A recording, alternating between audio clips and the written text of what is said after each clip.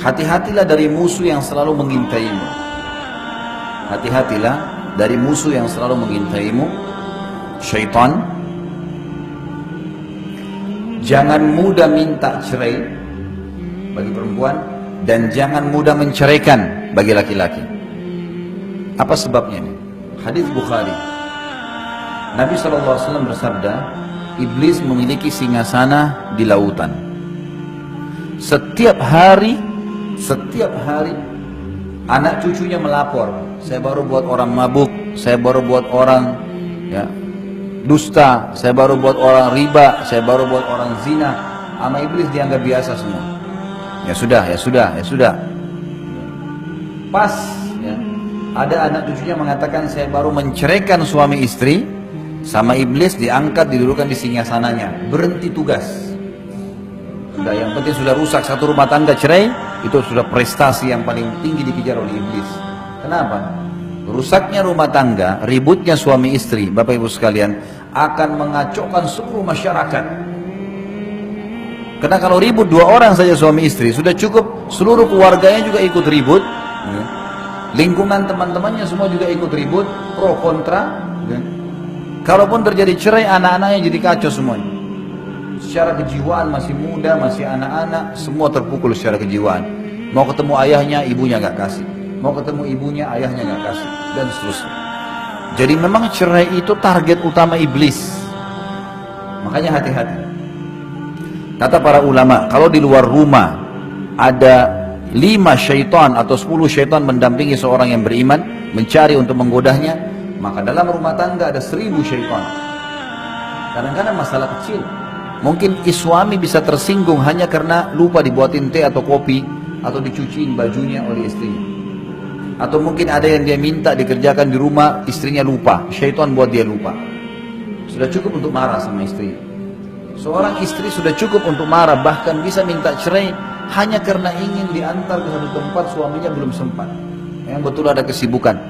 Akhirnya tersinggung, kalau ibumu kau dahulukan, kalau saya tidak, panjang ceritanya. Kalimat cerai lagi, hati-hati. Kata Nabi SAW, jangan main-main di 3 hal. Pernikahan, perceraian, dan rujuk.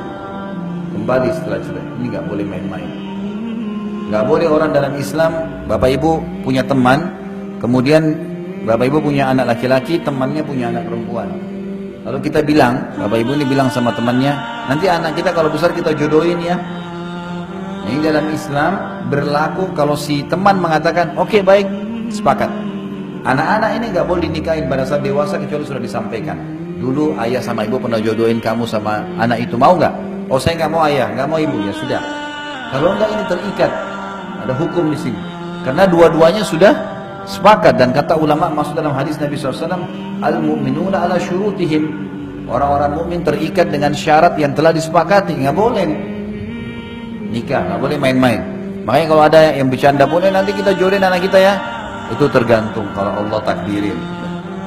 Nggak bisa saya katakan kalau iya ini anak-anak terikat nih. Cerai, nggak boleh nih. Ucapin sembarangan, apalagi bapak-bapak, hati-hati. Pengucapan kalimat cerai, dan kata ulama, hikmah kenapa cerai di tangan laki-laki bukan tangan perempuan, karena mereka pakai akal pikiran. Kalau mau menceraikan masih berpikir nih, ini kedepannya bagaimana, ini nanti bagaimana, anak bagaimana, panjang nih ceritanya. Kalau perempuan tidak, pokoknya ceraikan saya tidak mau tahu. Besok apa terjadi ini urusan nanti. Padahal kalau sudah diceraikan pergi ke rumah orang tuanya nyesel juga nanti. Jadi masalah juga nanti, banyak orang begitu. Berapa banyak akhwat muslimat yang tanya kepada saya, Ustaz, saya nyesal Ustaz, saya sudah sering tekan suami saya minta cerai, sekarang akhirnya saya diceraikan, saya mau kembali sudah susah.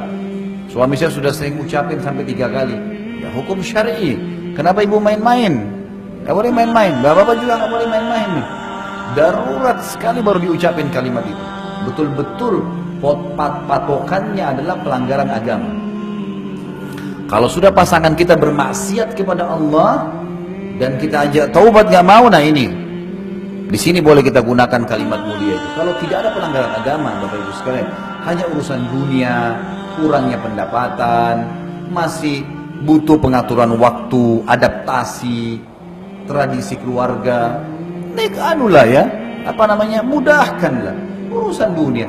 Bagaimana bapak-bapak tinggal 30 tahun di rumah tangga di rumah tangga orang tuanya dengan pola makan, cara berpakaian, cara ngomong, situasi keluarga ada.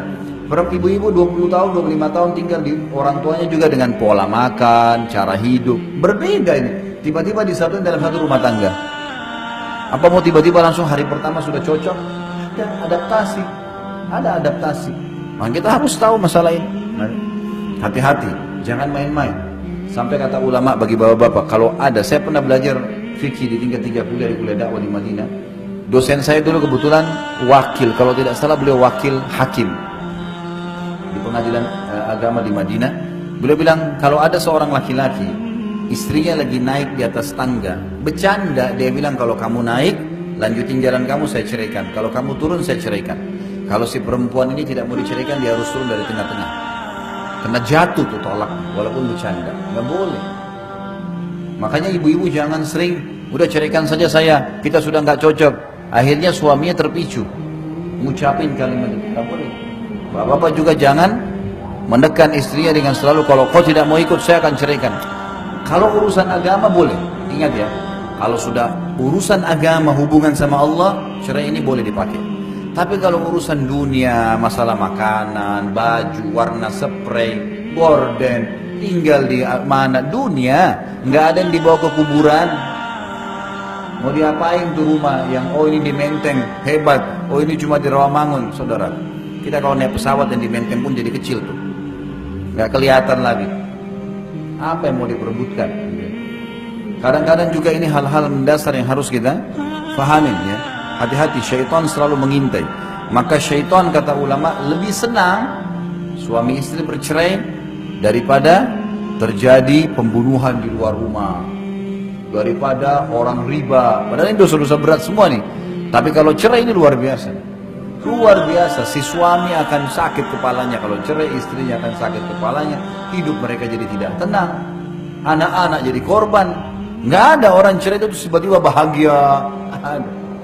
Omong kosong tuh kalau dia bilang saya bahagia. Bohong, nggak bisa. Allah sudah satuin awal dalam kalimat akad. Kalau ada masalah-masalah yang dihadapin, selama bukan pelanggaran agama, toleransi, maafin.